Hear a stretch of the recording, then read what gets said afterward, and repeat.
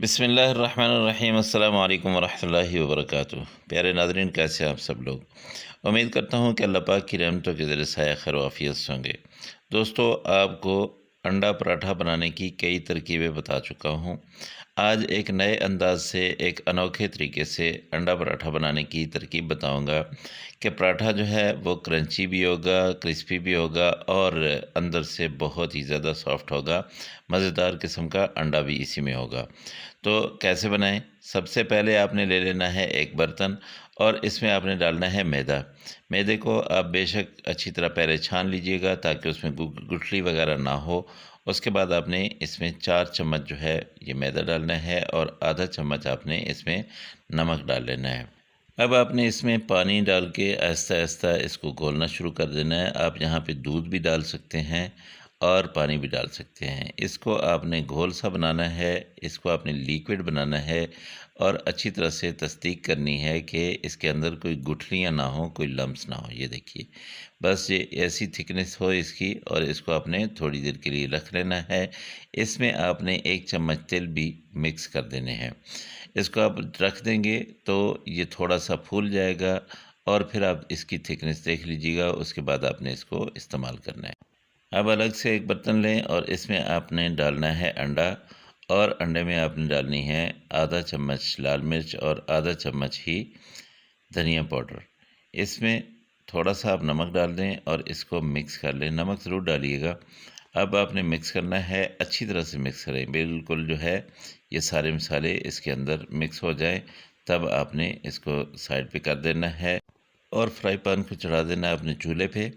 इसमें आपने हल्का सा तेल लगा लेना है और फिर उसके बाद जब गर्म हो जाए तब आपने इसमें डाल देना है वो घोल जो हमने मैदे का बना के रखा हुआ था।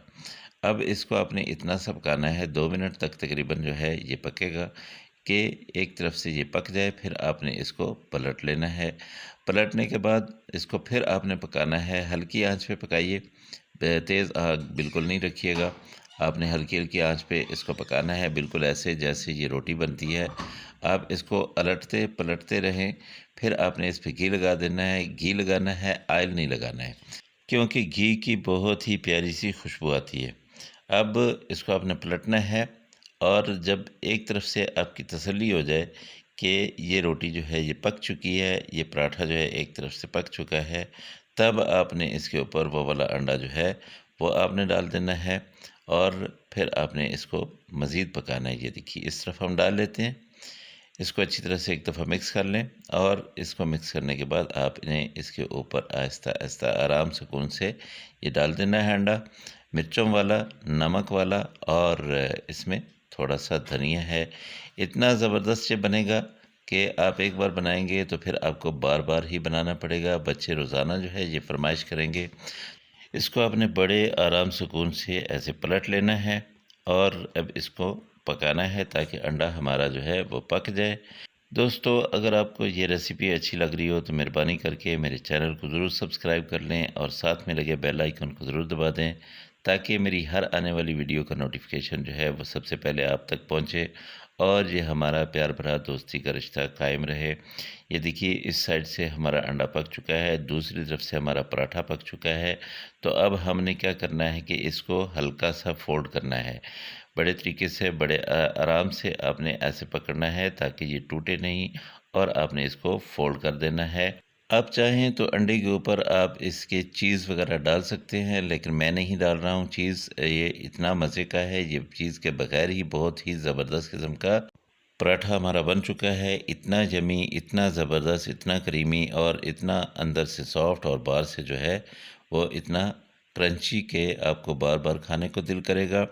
ये एक बार आप जब भी बनाएँगे तो आपको इंशाल्लाह बार-बार बनाना पड़ेगा। ये देखिए, इसकी लुक कितनी प्यारी है और इतना ही ज़बरदस्त किस्म का इसका टेस्ट है और इतने ही मज़े की इसकी खुशबू है। इसको आप चाय के साथ खाएँ, इसको आप चटनी के साथ खाएँ और या फिर इसको आप अचार के साथ खाएँ। मैं आपको अचार के साथ पेश कर रहा हूँ।